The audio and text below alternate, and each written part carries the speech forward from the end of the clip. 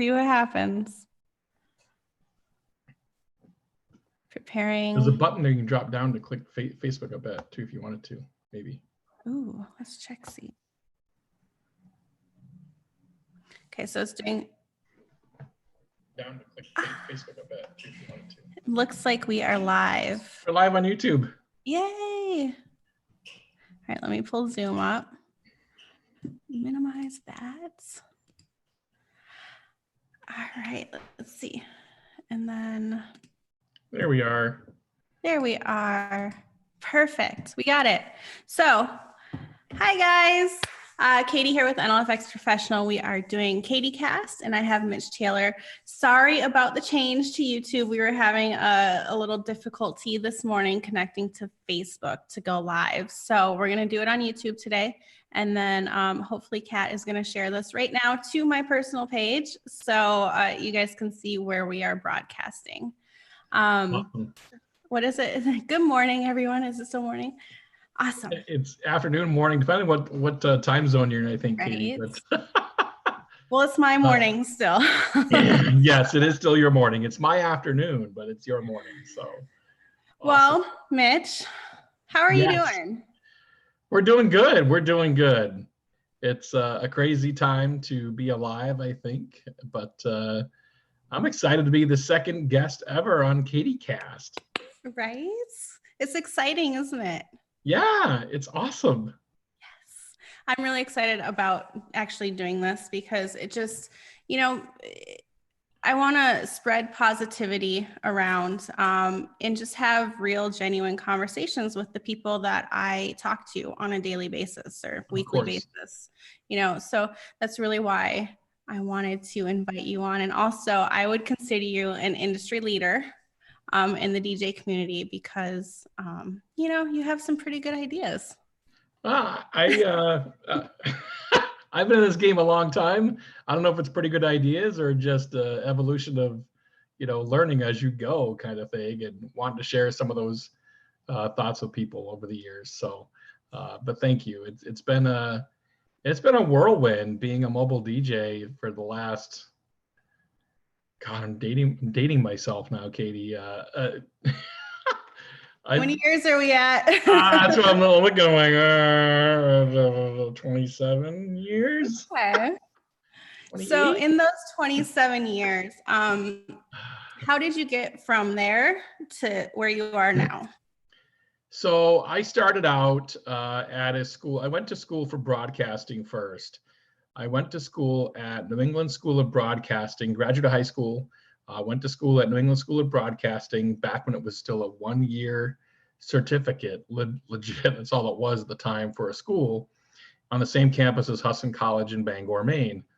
And we quote unquote graduated from that 1-year certificate school, and we were part of the pilot program. They were offering a new associate's degree of science in broadcasting from Husson College, I guess it was.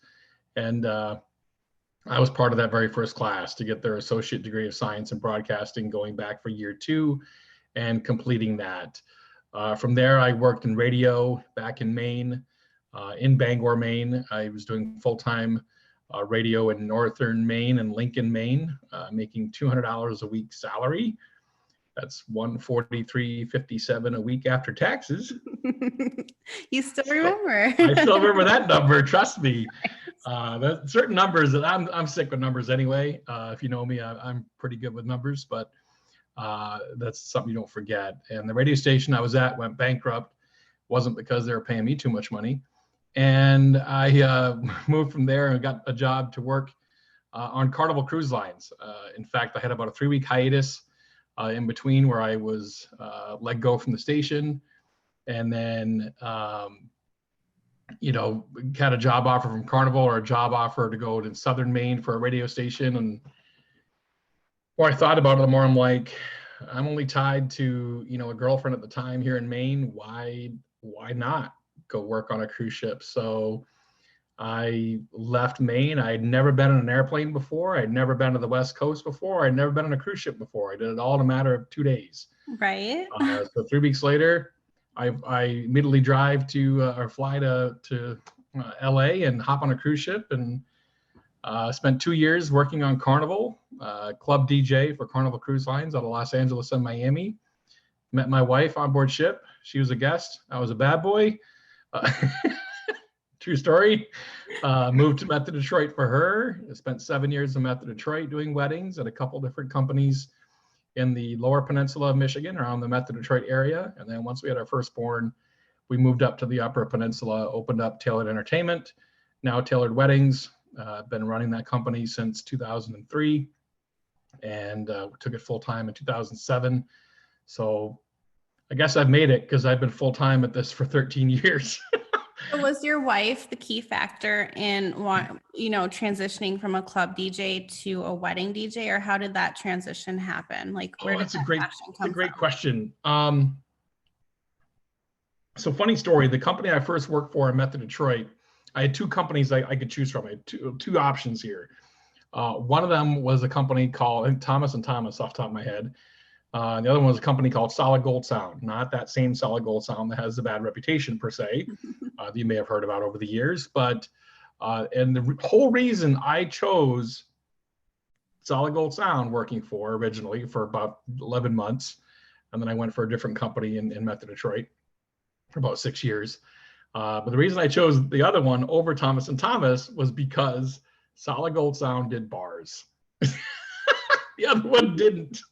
So ironically enough, I didn't really fully make the shift to weddings at first. I chose the other company because it had bars, and I still wanted to do bars, because that was what I came from. I came from the club experience. I taught myself how to mix. I taught myself how to mix on a One Techniques 1200, a Denon 2000F, where only one side of the CD player worked because the laser on the other side was knocked out due to the ship's vibrations, and a Carver tape deck.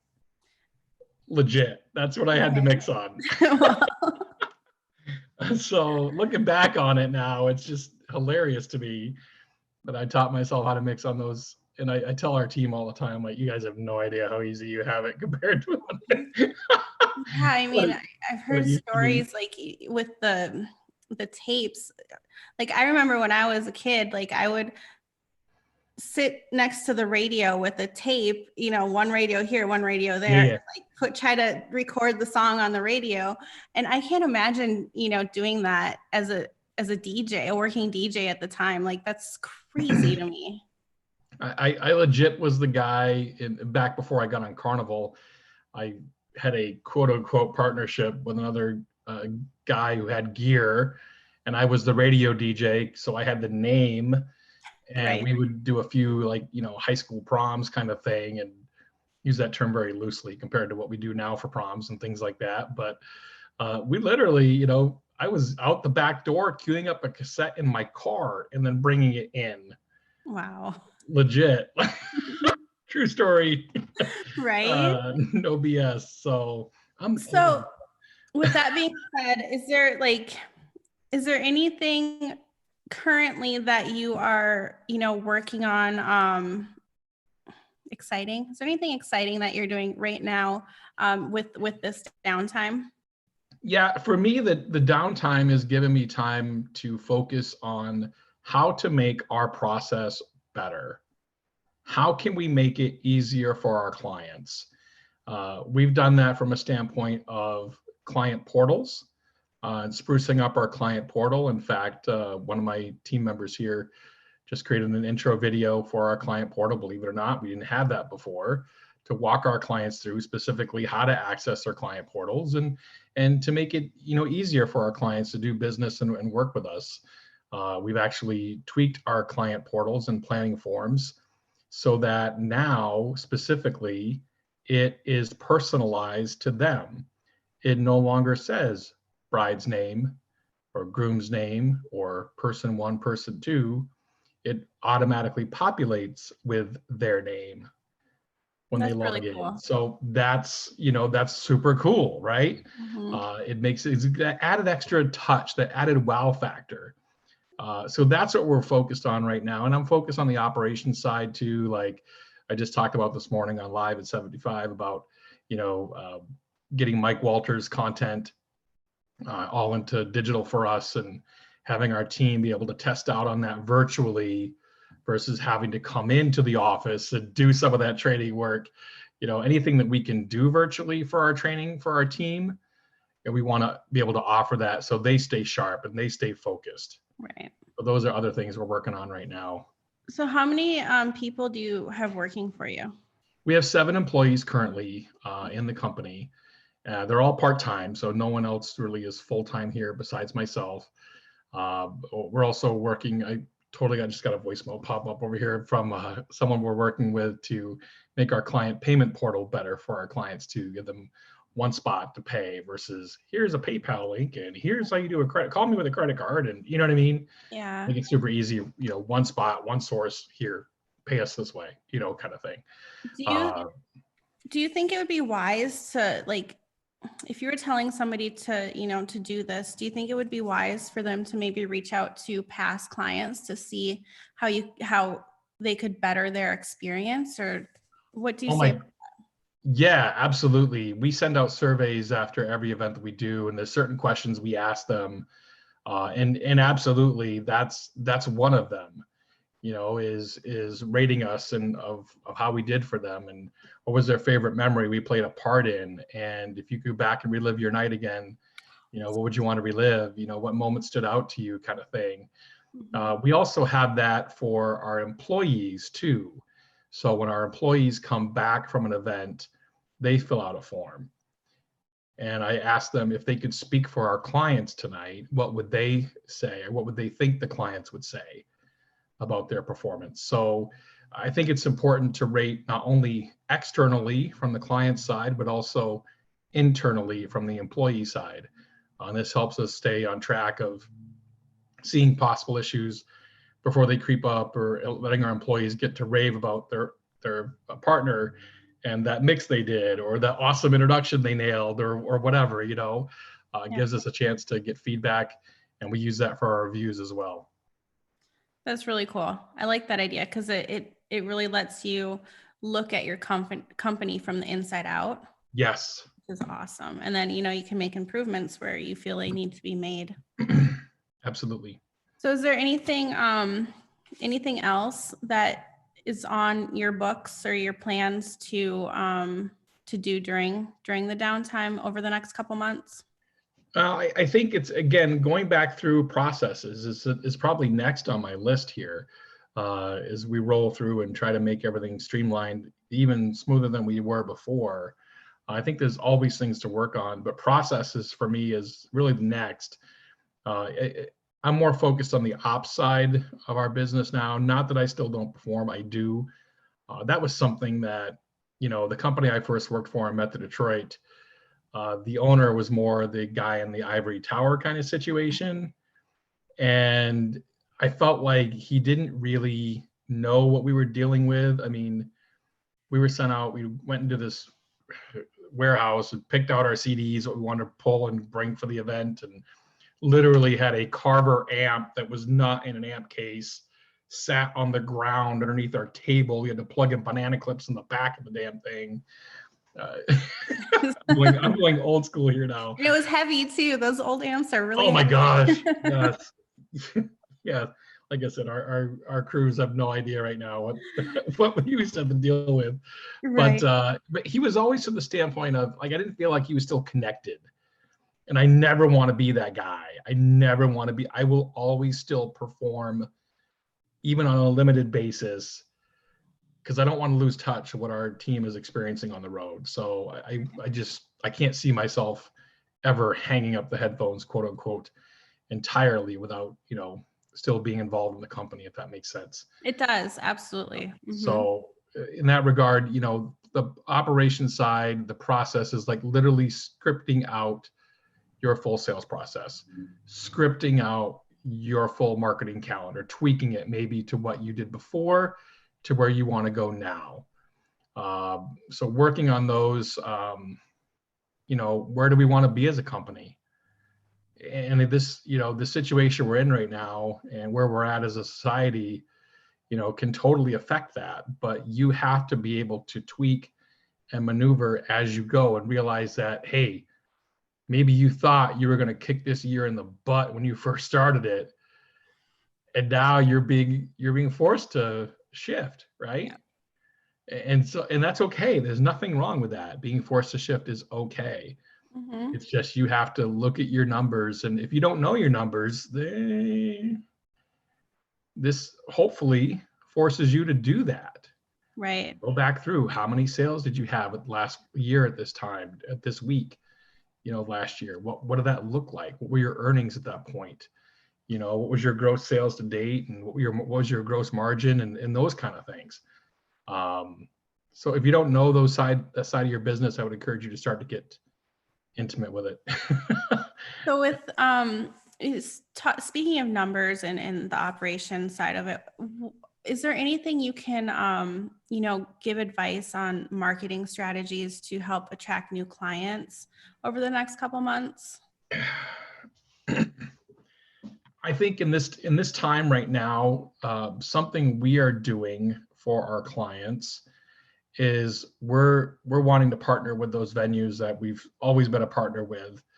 But for clients that are choosing to reschedule at this point in time, to me, I always want to create a win-win. So if a client's rescheduling at this point in time, we are trying to find a new date that coincides with everyone's, availability, not just the entertainer, but the venue and the photographer. Because again, why do you want to hose people that person, that bride or that groom have already put their trust in, So let's try to find a fit for everybody, move to a new date, figure it out. And then if we get moved to a new date, then we go ahead, and there's a couple local area restaurants. One of them is tied to a venue here locally. And we've actually gone ahead and purchased gift cards to that restaurant, and then sent that out as a thank you for sticking with us through this trying time. That not only endears us more to we're thanking the client for keeping the agreement and just transferring it to a new date with no penalty, of course. We are, treating that client relationship well by giving them a little gift card, a little spiff, if you will. And then also in turn, praises the venue, because the venue's happy, that we're still referring them, and we're giving them a little bit of business, and with the restaurant tied to it. So that's a helpful thing that we're trying to do. And whether you do it with a venue like we have, or whether you do it with a local restaurant, you're still trying to infuse money in the local economy. And I think that's important. I love that idea, because like you said, you're kind of making it come around full circle. Yeah, absolutely. I really like that. So I know prior to this, I was going to ask you, oh boy, tell me something that nobody knows about you, or that they wouldn't suspect to know about you. What are some things about Mitch? There's a few places I could go here.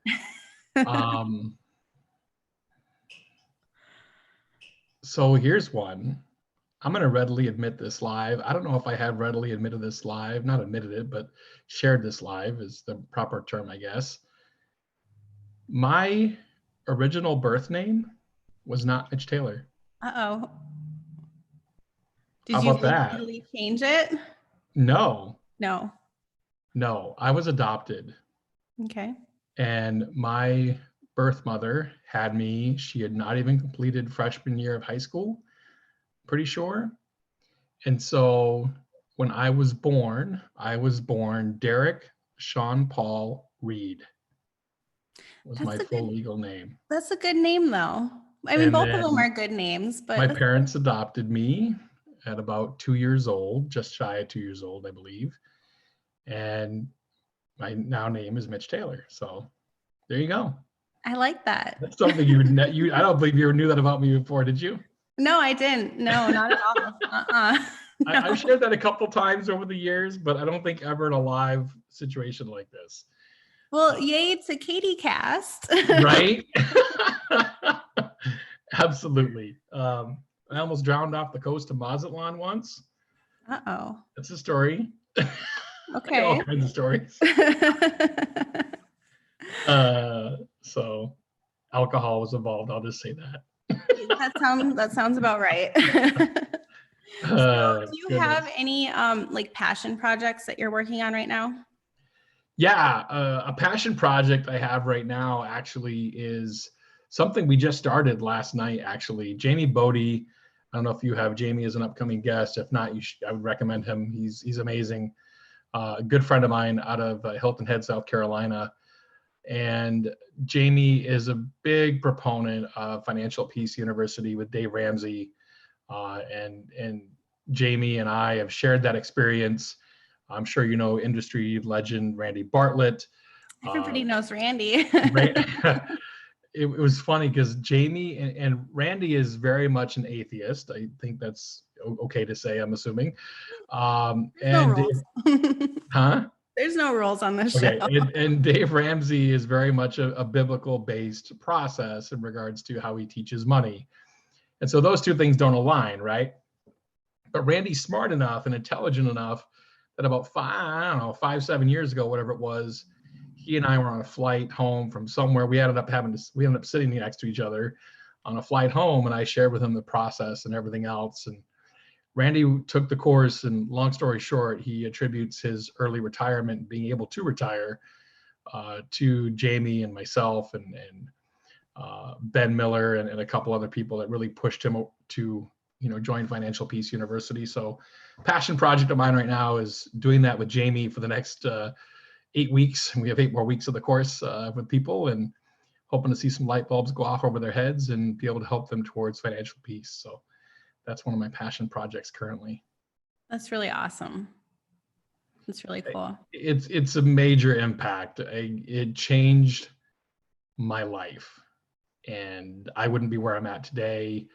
My wife and I, having bought a house on Lake Michigan, 100 feet of beachfront, like we could not have done that had we kept going where we were going financially as a couple. And we found it after our very first, our largest vacation ever. We spent a lot of money on a vacation and ended up jumping into financial peace right after that. And yeah, it's been a good thing for us. Right. So what's the nerdiest thing you do in your spare time? Oh man. What is the nerdiest thing I do in my spare time? Okay. Yeah, that question came from, it was inspired by Ben because he is, quote unquote, a nerd. So. Talk nerdy to me. Okay, so the nerdiest thing I do in my spare time, aside from recently, where I've jumped on the Netflix train a little bit here, with the quarantine, I kind of jumped on that. And I did watch Tiger King, I gotta admit. So did I. Carol Baskin absolutely killed her husband. Are you kidding me? I mean, I agree. seriously. Yeah. Yeah, totally. So the nerdiest thing that I only watch 2 shows really, except for binging on Netflix recently. I've only really watched 2 shows lately at all, over the last probably 5-7 years. I'm not a big news person. I'm definitely not a big politics person. I hate talking politics, although I feel like this whole quarantine thing has brought that out in me a little bit, which probably isn't good, but whatever. So the 2 shows though that I watch that are nerdy, I would say, are WWE. Okay. I've been a big WWE fan for a long time. I actually attended WrestleMania 17 and WrestleMania 18 back to back, and I took my son. My son and I went to WrestleMania 29 together. So that's nerdy, I suppose. So which one is John Cena? Like what's he like? My son loves John Cena, like Sure. posters in his room. And I just, yeah. So I hear you on that one. I think So WrestleMania 29 actually featured The Rock versus John Cena. Okay. So that I know who The Rock is. That was the main event for WrestleMania 29. Okay. And the other show that's nerdy that I watch, believe it or not, Forensic Files. Okay. I can get down with that. I get into that. I don't know why, but I do. Like true crime. Yep. Like I get into that. Aside from that, like I don't watch anything. Like seriously. Did you see Breaking Bad? What? No. It's a good one though. You should the first, like that's a good one. Well, again, I haven't to yet, right? But like I said, it's the only thing I've actually started. I just started watching Ozark. I don't know if you've seen that or not yet. I have not seen that one. No.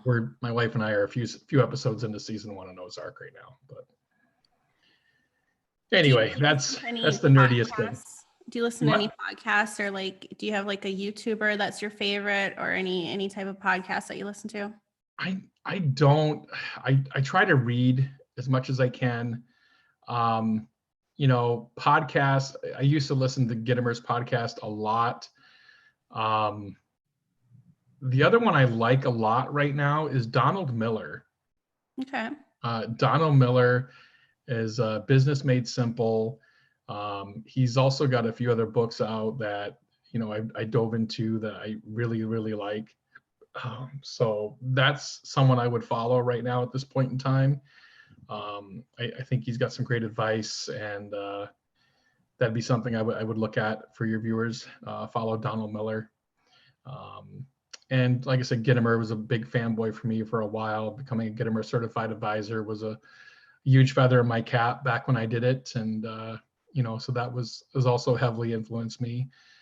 Chet Holmes. I've always said I'm a huge Gittimer fanboy, but my favorite sales book ever is not by Gittimer. It's actually by Chet Holmes. It's called The Ultimate Sales Machine. I think I've heard you talking about that one before. It's a great book. If I could tell you to read one sales book ever only, it's that one. Okay. It's a great book. So those are probably the people that I listen to, follow, or grab advice from. Brendan Burchard is also phenomenal to listen to as well. See, like for me, I always have the comedy channel on. Like in my car, on Sirius, like anywhere I can go. I love comedy. I like, everybody needs a little laughter in their life, and I love it. Some of it's a little raunchy, like on Sirius. What is it, Raw Dog? That's a little bit raunchy for me, but like the other ones, I love the comedy channel. We're seeing the side of Katie right now. Yes.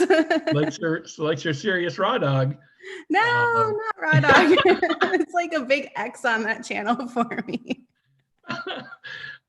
There is a comedian / thought leader that I followed and took a course with, 10 years ago now, a decade ago. His name is Kyle Cease. And if you have not checked out Kyle Cease, he is also someone you definitely should follow. Okay. Definitely had an impact on my career. Myself and Bill Herman and Jason Jones took a stand-up boot camp with Kyle Cease and Louis Anderson back in 2010 together, back in Minneapolis. Oh, that's awesome. And so, yeah, that's something else that has definitely shaped me and influenced me. And I had the honor of hiring Kyle to come speak at a conference. How many years ago was that? 5-7 years ago-ish, somewhere in that ballpark. Kyle's amazing, and you can learn a lot. And he's funny too. I mean, he's comedy by trade originally, and yeah. So you took a stand-up comedian class. Yes. Is that what you wanted to be when you were little, a comedian, or no? Actually, what I wanted to be originally was a sports broadcaster. I originally wanted to be sports broadcasting, preferably for the Boston Red Sox, either as a writer or as a broadcaster. That's what I went to New England School of Broadcasting for. But the funny part was, when I got to the broadcasting school was awesome because it had either recently retired or currently working in teachers out of all areas of broadcasting, right? So it was great from that regard. Our sports broadcasting teacher was a good sports broadcaster for our local NBC affiliate, but he sucked as a teacher. He was horrible. And so I'm like, so I fell into radio, and then it just snowballed from there. Right. And here we are. Here we are. Yes. But the comedy thing, if people think DJs don't make money, comics don't make money. I mean, there is zero pay in comedy. Right. And the most scared list I've ever been was up on that stage. Here's a microphone. Make me laugh, funny boy. Oh, geez. Because think about it. As DJs, as performers, we hide behind our gear. Mm-hmm. We've got our lighting. We've got the people. We've got our gear. We've got our music. We've got all these other crutches that we have in front of us. In comedy, you don't have that. You just have a microphone. It's yourself Yeah. and a microphone. Right. In your brain. and an audience. And, you know, there's a lot of comics that just do audience work. And there's a skill to that. Don't get me wrong.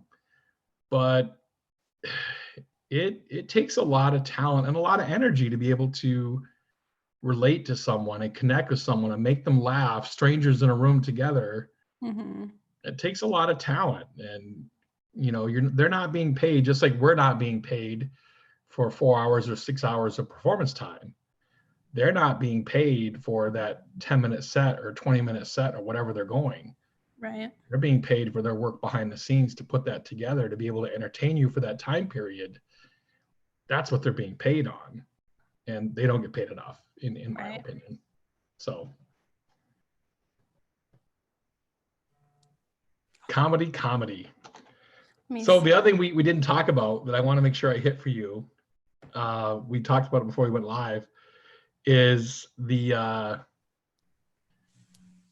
never go live until you're ready. Yes, which kind of ties into our technical. I just read a message from Kat, and I asked her to put it on my Facebook page. And she can't.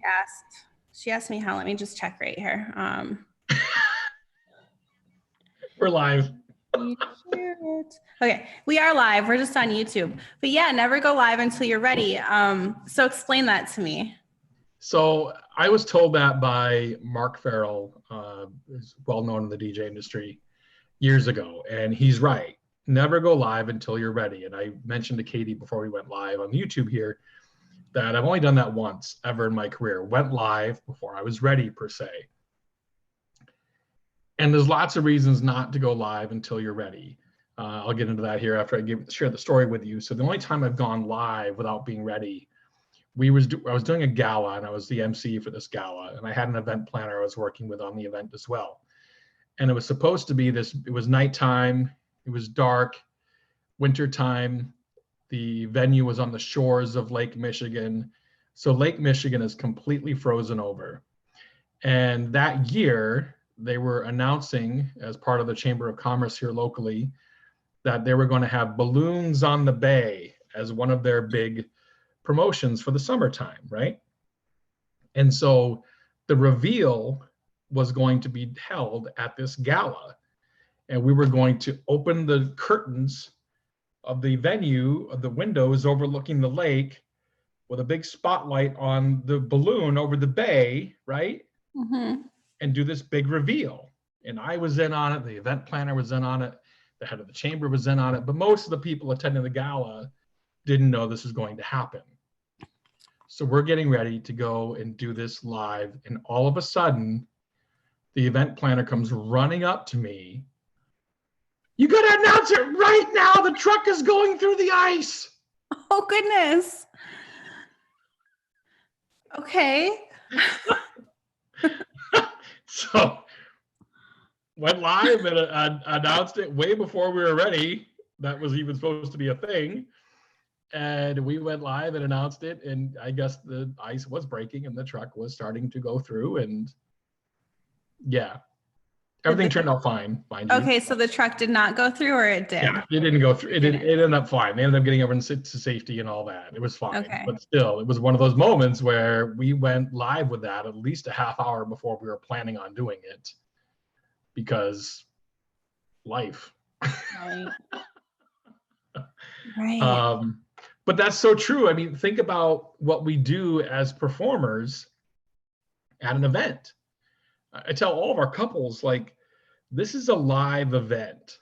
You are hosting a live production, whether you realize it or not. You are.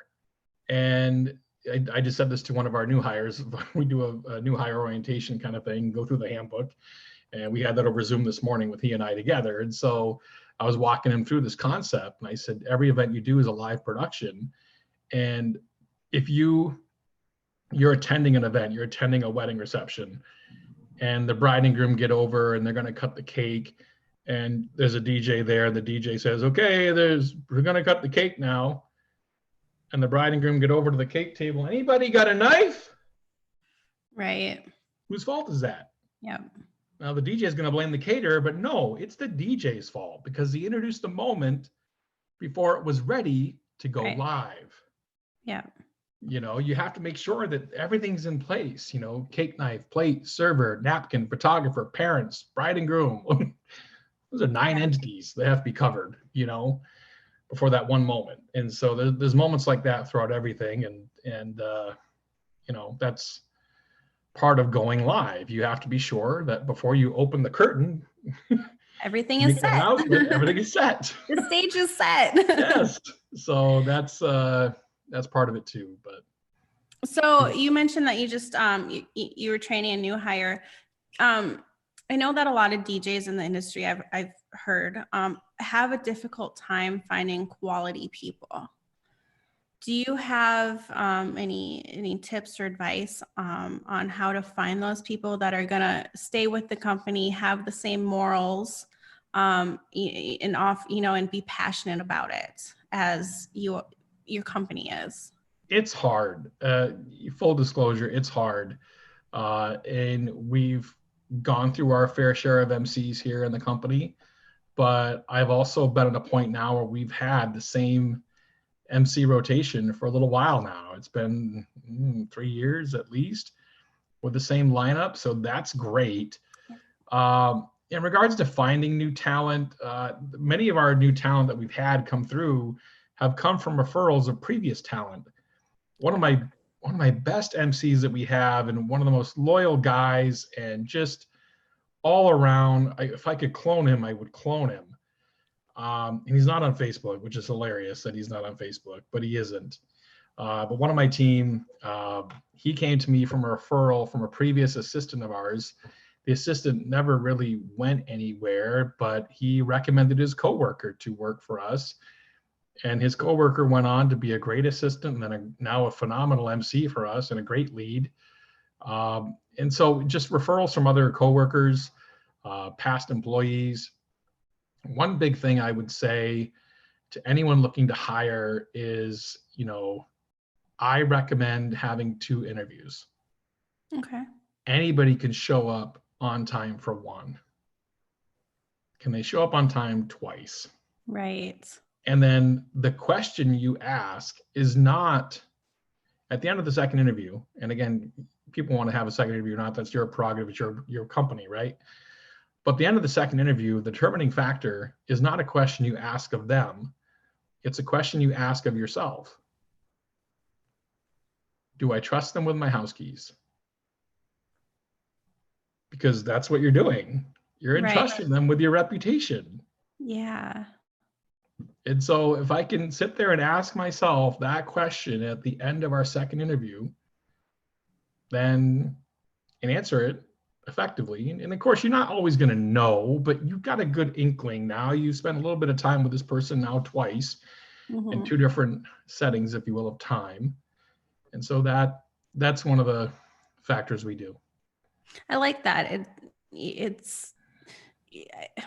I think people, especially with, it's more like relying on your gut. Like you get a gut feeling, and I totally agree with you. I think it's a great question to ask, and I've never really thought about it that way before. Yeah, it's probably one of the best pieces of hiring advice I was ever given. Right. And I think it makes all the sense in the world. You have this final questions to you. Would you trust them with your house keys? Right. That's the question. So. All right. So I have one last question for you, because I think we got to wrap it up here. I think we're at our 30-minute mark. So I honestly have not been paying attention. I think we're beyond the 30 minutes. Well, that means it was a good conversation. It's all good. I don't care. So my last question to you, and I think I'm going to end every KatieCast with it, is who would win a fight, a robot or a dinosaur?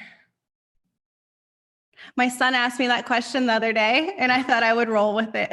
That is the Why not? most unassuming question I don't know, a unique question I think I've ever been asked. Right? Who would win in a fight? Hmm. A robot or a dinosaur? Yeah, and when my son asked me the question, I'm like, well, I'm thinking like Transformer and like, T-Rex, but I guess it's open to interpretation. So, Okay, my answer to that is pretty simple. The dinosaur wins. And the reason why is because the dinosaur has what the robot does not, and that is a heartbeat. That is what is missing in today's society. And in that instance, it is what is allowing that dinosaur to live, breathe, eat, feel, consume, and it's going to have some of those emotions. So the dinosaur's got heart, the dinosaur wins. I really like that answer. That's a very good answer, right? Give me a second. Well, it was very well constructed for like a pop-up question like that. So, That's Toastmasters. That's where Toastmasters training comes in. right? So All right, guys. Well, thanks for joining us today. We are day 2 of KatieCast with Mitch Taylor. Make sure you hit the subscribe button. I think it's on this. Is it this side? This side? down here on YouTube. Okay. Hit the subscribe so you can get a notification when we pop up again. And we will try Facebook Live again tomorrow. So I will see you guys later.